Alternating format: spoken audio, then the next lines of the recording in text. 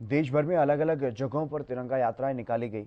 बड़ी संख्या में लोगों में उत्साह देखने को मिला, खासा उत्साह लोगों में तिरंगा यात्राओं को लेकर के देखने को मिला। और ये आप देख पा रहे हैं, देश की सेना के जवान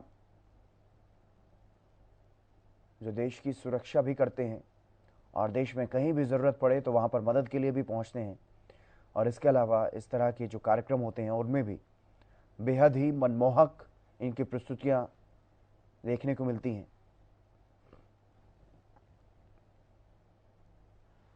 यहाँ पर मेहमान आप बैठे हुए हैं, बड़ी संख्या में जो लोग पहुँचे हैं वो भी यहाँ पर पहुँचे हुए हैं लाल किले पर प्रधानमंत्री नरेंद्र मोदी का संबोधन सुनने के लिए। केंद्रीय मंत्री यहाँ पर पहुँचे हुए हैं पीएम मोदी का संबोधन सुनने के लिए। लाल किले से थोड़ी ही देर बाद प्रधानमंत्री नरेंद्र मोदी का संबोधन होने वाला है। महज कुछ ही क्षण और कुछ ही पल बाकी और अब प्रधानमंत्री नरेंद्र मोदी यहाँ पर पहुँच चुके हैं तिरंगा झंडा फहराने के लिए। और इसके बाद कुछ ही देर में भाषण होगा प्रधानमंत्री नरेंद्र मोदी का। पीएम मोदी पहुंचे और यहां से ध्वजारोहण। राष्ट्रीय सलाद सलामी कश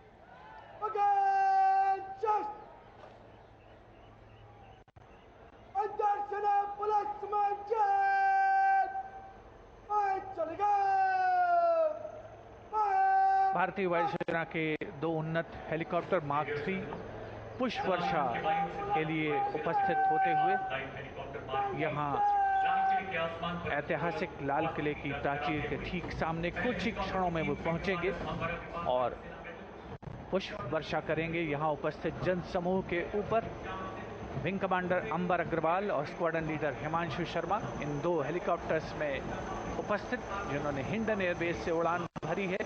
उपस्थित जनसमूह आह्लादित है, प्रसन्न है। माननीय प्रधानमंत्री महोदय श्री नरेंद्र मोदी स्वयं अभिवादन कर रहे हैं इन एयर वॉरियर्स का, इन जांबाजों का, जिन्होंने देश की वायुसेनाओं की रक्षा करने में कोई कसर नहीं छोड़ी है।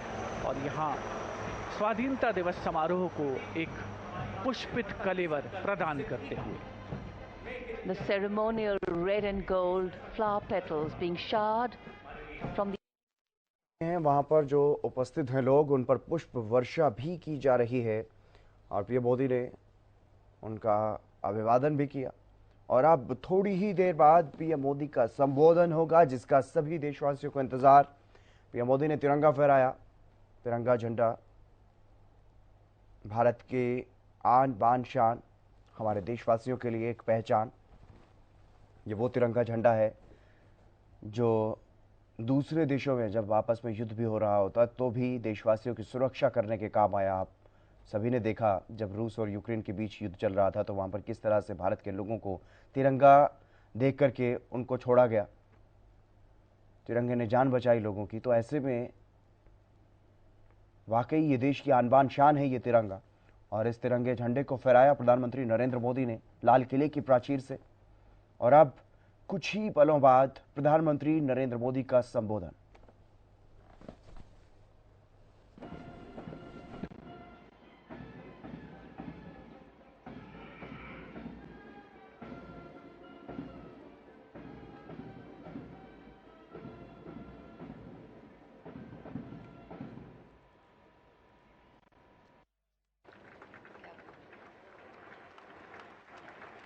दुनिया का सबसे बड़ा लोकतंत्र और अब बहुत लोगों का अभिप्राय है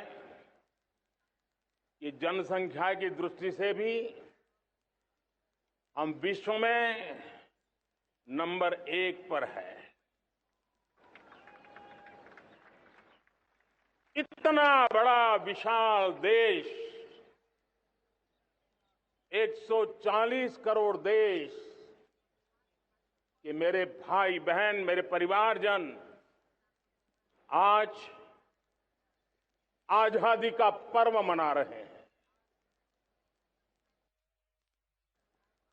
देश के कोटि कोटि जनों को, देश और दुनिया में भारत को प्यार करने वाले, भारत का सम्मान करने वाले, भारत का गौरव करने वाले कोटि कोटि जनों को आजादी के इस महान पवित्र पर्व की अनेक अनेक शुभकामनाएं देता हूं। मेरे प्यारे परिवारजन, पूज्य बापू के नेतृत्व में असहयोग का आंदोलन, सत्याग्रह की मूवमेंट और भगत सिंह, सुखदेव, राजगुरु जैसे अनगिनत वीरों का बलिदान, उस पीढ़ी में शायद ही कोई व्यक्ति होगा जिसने देश की आजादी में अपना योगदान न दिया हो। मैं आज देश की आजादी के जंग में जिन जिन ने योगदान दिया है, बलिदान दिए हैं, त्याग किया है, तपस्या की है, उन सबको आदरपूर्वक नमन करता हूं, उनका अभिनंदन करता हूं। आज 15 अगस्त महान क्रांतिकारी और अध्यात्म जीवन के ऋषितुल्य प्रणेता श्री अरबिंदो की 150वीं जयंती पूर्ण हो रही है। ये वर्ष स्वामी दयानंद सरस्वती के 150वीं जयंती का वर्ष है। ये वर्ष रानी दुर्गावती के 500वीं जन्मशती का बहुत ही पवित्र अवसर है, जो पूरा देश बड़े धामधूम से मनाने वाला है। ये वर्ष मीराबाई, भक्ति योग की सिरमौर मीराबाई के 525 वर्ष का भी ये पावन पर्व है। ये बार जो 26 जनवरी हम मनाएंगे वो हमारे गणतंत्र दिवस की 75वीं वर्षगांठ होगी। अनेक प्रकार से अनेक अवसर, अनेक संभावनाएं राष्ट्र निर्माण में जुटे रहने के लिए पल पल नई प्रेरणा, पल पल नई चेतना, पल पल सपने, पल पल संकल्प, शायद इससे बड़ा कोई अवसर नहीं हो सकता। मेरे प्यारे परिवारजन, इस बार प्राकृतिक आपदा ने देश के अनेक हिस्सों में अकल्पनीय संकट पैदा किए। जिन परिवारों ने इस संकट में सहन किया है, मैं उन सभी परिवारजनों के प्रति अपनी संवेदना प्रकट करता हूं और राज्य और केंद्र सरकार मिलकर के उन सभी संकटों से जल्दी से मुक्त होकर के फिर तेज गति से आगे बढ़ेंगे, ये मैं विश्वास दिलाता हूं। मेरे प्यारे परिवारजनों, पिछले कुछ सप्ताह नॉर्थ ईस्ट में विशेषकर मणिपुर में और हिंदुस्तान के भी अन्य कुछ भागों में, लेकिन विशेषकर मणिपुर में जो हिंसा का दौर चला, कई लोगों को अपना जीवन खोना पड़ा, मां बेटियों के सम्मान के साथ खिलवाड़ हुआ। लेकिन कुछ दिनों से लगातार शांति की खबरें आ रही हैं। देश मणिपुर के लोगों के साथ है। देश मणिपुर के लोगों को पिछले कुछ दिनों से जो शांति बनाए रखी है, उस शांति के पर्व को आगे बढ़ाएं और शांति से ही समाधान का रास्ता निकलेगा। और राज्य और केंद्र सरकार मिलकर के उन समस्याओं के समाधान के लिए भरपूर प्रयास कर रही है, करती रहेगी। मेरे प्यारे परिवारजनों, जब हम इतिहास की तरफ नजर करते हैं तो इतिहास में कुछ पल ऐसे आते हैं जो अपनी अमिट छाप छोड़ करके जाते हैं और उसका प्रभाव सदियों तक रहता है। और कभी कभी शुरुआत में वो बहुत छोटा लगता है, छोटी सी घटना लगती है, लेकिन वो अनेक समस्याओं की जड़ बन जाती है। हमें याद है 1000-1200 साल पहले इस देश पर आक्रमण हुआ। एक छोटे से राज्य के छोटे से राजा का पराजय हुआ, लेकिन तब पता तक नहीं था कि एक घटना भारत को 1000 साल की गुलामी में फंसा देगी। और हम गुलामी में जकड़ते गए, जो आया लूटता गया, जो जिसका मन चाहा हम पे आके सवार हो गया। कैसा विपरीत काल रहा होगा वो 1000 साल का।